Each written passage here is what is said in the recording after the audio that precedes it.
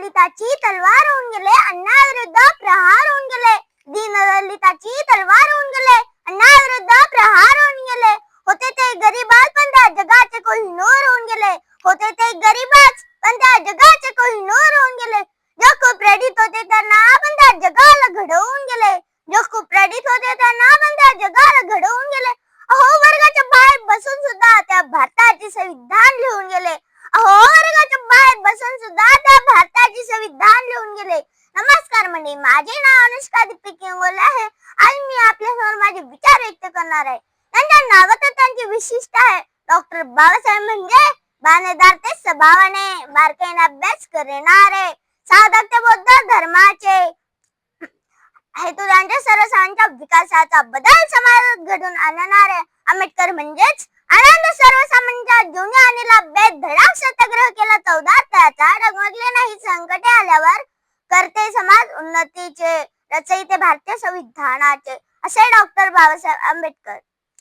अनेक वर्ष चतुर व्यवस्थेच्या नावाखाली अन्याय सहन करणारे समाजबंधू, ज्यांना खायला भाकरी, प्यायला पाणी व चालायला रस्ता सुद्धा मिळणे कठीण होते, अशा दीनदलितांच्या व्यथा जाणून त्यांच्यावर शिव पुसण्याचे व त्यांना जगण्याचा अधिकार मिळवून देण्याचे कार्य डॉक्टर बाबासाहेबांनी केले. होते अंधारलेले जीवन, दिसत नव्हता प्रकाशाचा किरण. होते अंधारलेले जीवन, दिसत नव्हता प्रकाशाचा किरण. पुसण्याच्या शिव देणे दीनदलितांना नवजीवन. पुसण्याच्या शिव देणे दीनदलितांना नवजीवन. अवतरला एक महामना डॉक्टर बाबासाहेब आंबेडकर त्यांचे नाव. अवतरला एक महामना डॉक्टर बाबासाहेब आंबेडकर त्यांचे नाव.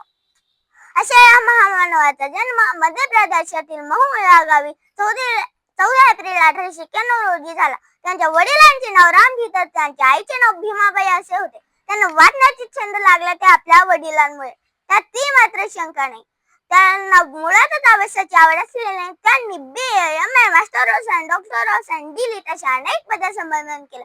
मला माणसाच्या सहवासापेक्षा पुस्तकाचा सहवास अधिक आवडतो.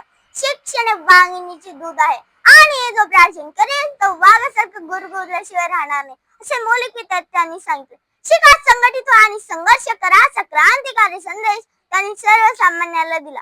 डॉक्टर बाबासाहेबांचे जीवन आपल्या सर्वांसाठी खूपच प्रेरणादायी आहे. जगाव कसं, नैऋत्य लढाव कसं, जगाव कसं, नैऋत्य लढाव कसं, संघर्षातून घडाव कसं, समोर उभं राहावं कसं, संघर्षातून घडाव कसं,